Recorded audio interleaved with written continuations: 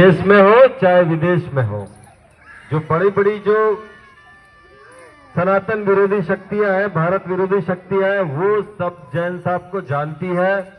और जैन साहब ने इस देश को बचाने के लिए कई बार ऐसे ऐसे काम किए हैं जो कि इस भारत की जनता को पता ही नहीं है कि देश के अंदर हो क्या रहा है।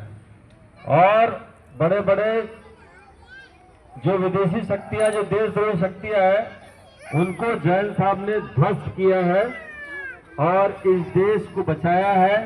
ये देश, ये भारत की जनता, ये जैन साहब की ऋणी है।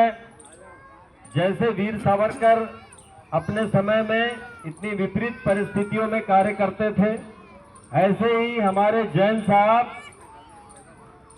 कार्य कर रहे हैं। और हम इनके साथ जो भी हमारी ताकत है, वो पूरी ताकत के साथ में इनके सहयोग में हमें कार्य करना चाहिए। आज इस धरने में एक बहुत महत्वपूर्ण मुद्दा है कि यहाँ दिल्ली में जाएंगे तो देखेंगे सड़कों पर ये सेंट लिखा जाता है।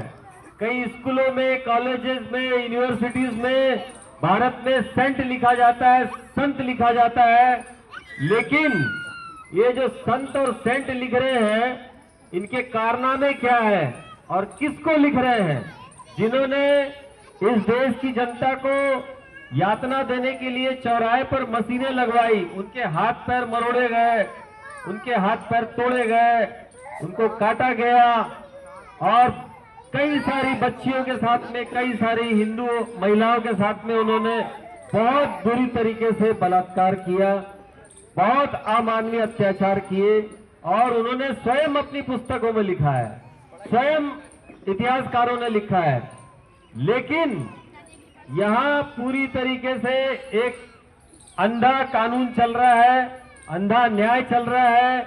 मीडिया उस बात को कभी नहीं उस बात को उठाती है कि ये किस प्रकार से इन्होंने संत लिख दिया है अपने आप को।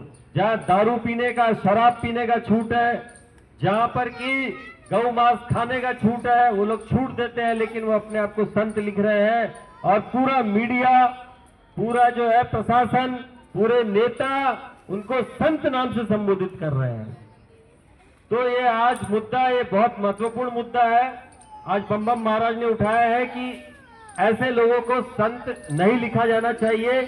संत के लिए जो भारतीय संस्कृति है, उसमें संत शब्द की बड़ी पवित्रता है और उसको इस प्रकार से दूषित करना, ये पूरी मानव सभ्यता के साथ में, पूरे देश के साथ में बहुत बड़ा अन्याय है।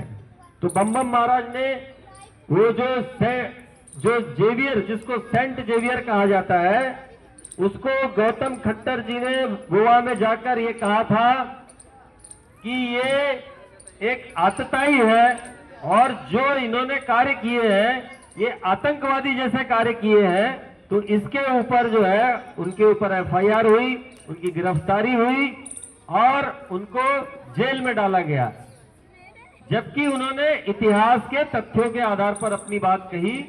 पूरी तरह से जो इतिहास में लिखा हुआ है, खुद उनके लोगों ने लिखा हुआ है, कई पुस्तकों में लिखा हुआ है, बड़ी ही सत्यापित और बड़ी ही तथ्यात्मक बात उन्होंने कही, लेकिन उनको गिरफ्तार किया गया। तो उनको जिन्होंने भी गिरफ्तार किया है, उसके लिए वो डीजीपी जो है वहां के पुलिस अधिकारी गोवा के, उनको जिम्मेदार मानते हैं बम बम महाराज।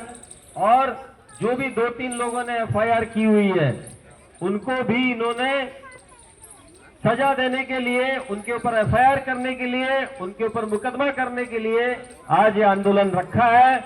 और इस आंदोलन का उद्देश्य भारत के अंदर सत्य को स्थापित करना, पूरी दुनिया के अंदर मानव